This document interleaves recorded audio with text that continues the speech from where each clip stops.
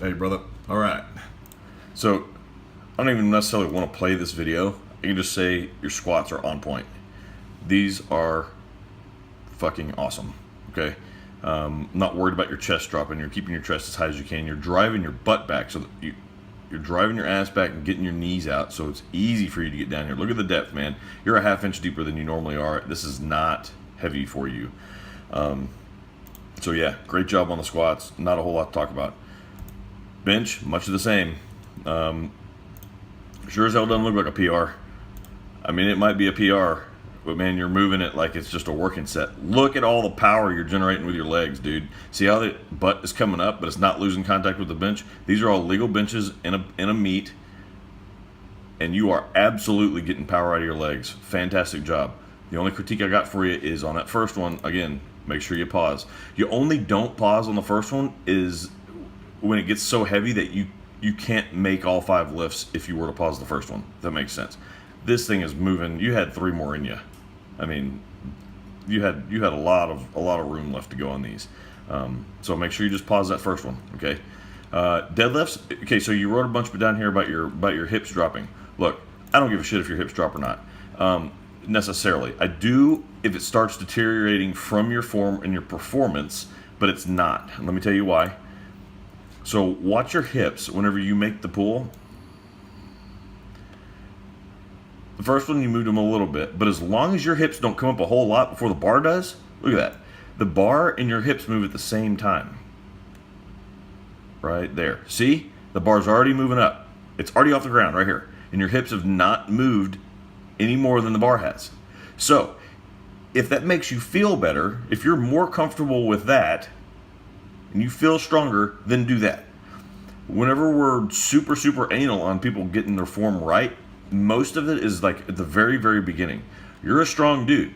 You're near a 500, or you're going to be coming up on a 500-pound deadlift type numbers here pretty soon. You're going to pull 405. It's not going to be too hard.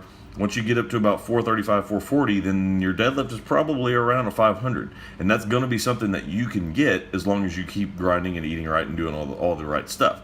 So, somebody that's that strong, dude, if you can stay disciplined and do this, and shit doesn't change all over the place as you bring the bar up, dude, go for it. More power to you.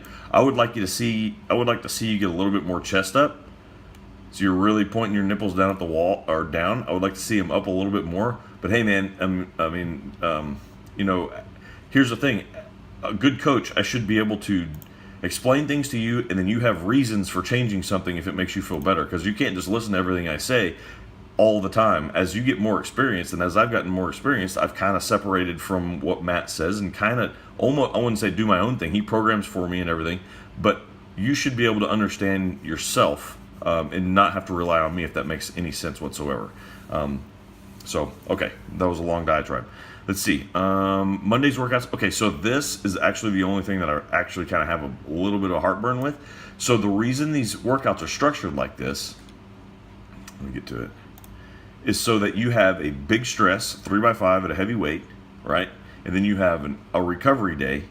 Because remember, whenever you first started as a novice, you would add weight, because you could recover in this 48 hours.